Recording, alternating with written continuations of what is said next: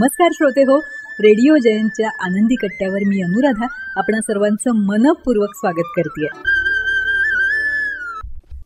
श्रोते हो, आजच्या आनंदी कट्ट्यावर सौ सुखदा पाडळकर यांनी मांडलेला एक अतिशय सुंदर विचार तुमच्यापर्यंत पोचवते. लाख मोलाचे 2 शब्द याविषयी त्यांनी हा विचार मांडलाय. आणि ते लाख मोलाचे 2 शब्द कुठले आहेत बरं? ऐकूया आजच्या आनंदी कट्ट्यावर. शब्द इंग्रजी आहेत, आपण त्याचा उपयोग इंग्रजीतच करतो. लक्षात आलं असेल तुमच्या. हो, थँक्यू आणि सॉरी. खरंच हे 2 शब्द अगदी कमालीचे आहेत नाही? म्हणजे त्याच्या वापरानं कितीतरी बदल घडू शकतात. त्याचं महत्त्व समजून वागणं हे फार गरजेचं आहे. अर्थात याचं महत्त्व प्रत्येकाच्या लक्षात आलं पाहिजे. छोट्या छोट्या गोष्टी आपल्यासाठी कुणीतरी करत असतं, कधी मनापासून तर कधी गरज म्हणून, हो ना? मग त्याबद्दलची कृतज्ञता आपल्याला वाटली पाहिजे.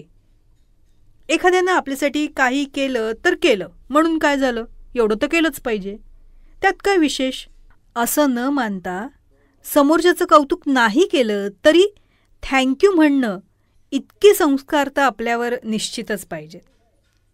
श्रीरामांना लंकेत जाण्यासाठी ज्यावेळी सागरी सेतू बांधायचा होता त्यावेळी वानरांच्या सैन्यासह छोट्याशा खारीनंही आपला मदतीचा वाटा उचलला होताच की.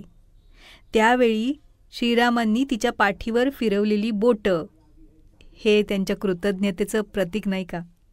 खरं तर समोरच्याचे आभार मानण्यात कुठलाही कमीपणा न मानता त्याच्याप्रती कृतज्ञता आणि नम्रता असायलाच हवी. त्यामुळं आपल्याला आणि समोरच्या व्यक्तीलाही बरं वाटतं हे खरं. आमच्याकडे घरकामासाठी बाई आहे. तिला चहा दिला तरी ती आठवणीनं थँक्यू म्हणते. खरं तर मला ही अपेक्षा नसते. मी तिला अगदी प्रेमानं चहा देते, पण अडाणी असूनही ती मात्र आठवणीनं थँक्यू म्हणते. कृतज्ञता व्यक्त करण्याची तिची वृत्ती खरंच कौतुकास्पद आहे. अहो, छोटी छोटी मुलं, त्यांना एखादी वस्तू दिली, चॉकलेट दिलं तर थँक्यू म्हणतात. पण तेच मोठ्या माणसांचं बघा, काही जणांच्या बाबतीत त्यांच्यासाठी काही केलं ना तरी चेहऱ्यावर कृतज्ञता नसतेच, थँक्यू तर लांबच. पण त्यात काय एवढं असं वागणं असतं. छोट्या मुलांनी त्यांना एक चॉकलेट दिलं तरी त्यात काय एवढं असं त्यांना वाटत असतं. मग काय चिमुकला जीव हिरमुसला होतो. पण या साध्या गोष्टी मोठ्यांच्या लक्षात येत नाहीत. खरंच कृतज्ञतेपोटी जेव्हा एखाद्या व्यक्तीला, जिनं आपल्यासाठी काहीतरी केलंय, तिला आपण थँक्यू म्हणतो, त्यावेळी त्या व्यक्तीचे समाधानाचे भाव, डोळ्यातली भावुकता, आता तीच गोष्ट सॉरी या शब्दाची आहे बरं का. दररोजच्या आपल्या जीवनामध्ये कळत न कळत आपण कितीतरी जणांची मनं दुखवत असतो, याची आपल्याला कल्पनाही नसते. छोट्या छोट्या गोष्टींचा राग येतो, मग त्या रागात आपण समोरच्याला काहीही बोलतो. समोरची व्यक्ती दुःखी होते, कधी कधी रडतेही. पण चूक करणाऱ्याच्या हे लक्षात येत नाही. आपल्यामुळे आपल्यापेक्षा लहान किंवा मोठी व्यक्ती दुखावली गेली आहे. आपण असं वागायला नको होतं, बोलायला नको होतं, आपलं चुकलं हे त्या व्यक्ती मुळात मान्यच करत नाहीत. सॉरी, क्षमा असे शब्द त्यांच्या शब्दकोशातच नसतात आणि त्यात त्यांना कमीपणा वाटतो.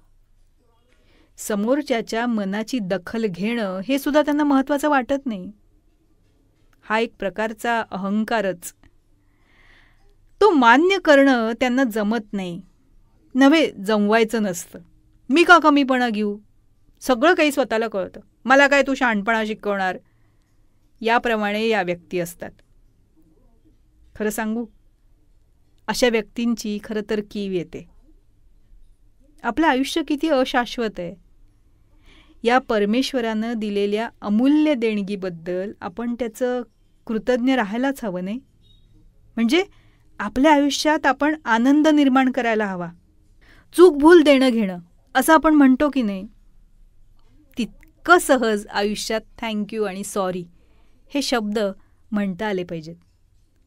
कृतज्ञता आणि क्षमाशीलता हे 2 अनमोल गुण आहेत. ते वाढवायला हवेत आपल्यात. आपलं आयुष्य आनंदी करायला हवं. शरीरापेक्षा मनाचं सौंदर्य वाढवायला हवं. आणि हो, कुठलीच गोष्ट शाश्वत नाही आहे. मग अहंकार आणि दुराग्रह सोडून परमेश्वरानं जे सुंदर आयुष्य दिलंय ना, ते आयुष्य आपल्यासाठी आणि इतरांसाठी आपण सुंदर आणि आनंदी बनवायलाच हवं. पटतंय ना?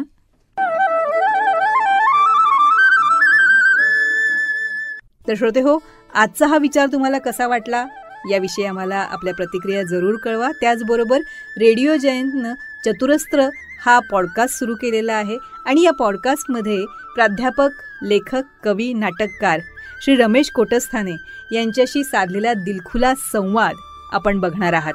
या संवादाचे दोन्ही भाग आपण आपल्या चॅनलवर अपलोड केलेले आहेत, तेव्हा हे दोन्ही भाग जरूर बघा. ते तुम्हाला कसे वाटले याविषयीच्या प्रतिक्रिया नक्कीच आमच्या कमेंट बॉक्समध्ये लिहा. त्याचबरोबर श्री रमेश कोटस्थाने लिखित खुळा पाऊस या पुस्तकाचं अभिवाचन आपल्याला रेडिओ जयंतवर ऐकायला तर मिळेलच, पण त्याबरोबरच पूज्य साने गुरुजी लिखित श्यामची आई, पद्मविभूषण बाबासाहेब पुरंदरे लिखित राजा शिवछत्रपती या पुस्तकाचे दोन्हीही खंड, प्राध्यापक यशवंत पाठक लिखित मातीचं देणं, डॉक्टर शुभा साठे लिखित त्या तिघी, नर्मदा परिक्रमेच्या स्वानुभवांवर आधारित प्रभू पाठक लिखित बिल्वपत्र या दर्जेदार पुस्तकांचं अभिवाचनही आपण जरूर ऐका. आणि ते आपल्याला कसं वाटलं याविषयीच्या आपल्या प्रतिक्रिया आमच्या कमेंट बॉक्समध्ये नक्की लिहा. आणि हो, रेडिओ जयंत हे यूट्यूब चॅनल लाईक करा, शेअर करा आणि सबस्क्राईब करा. याचं सबस्क्रिप्शन फ्री आहे.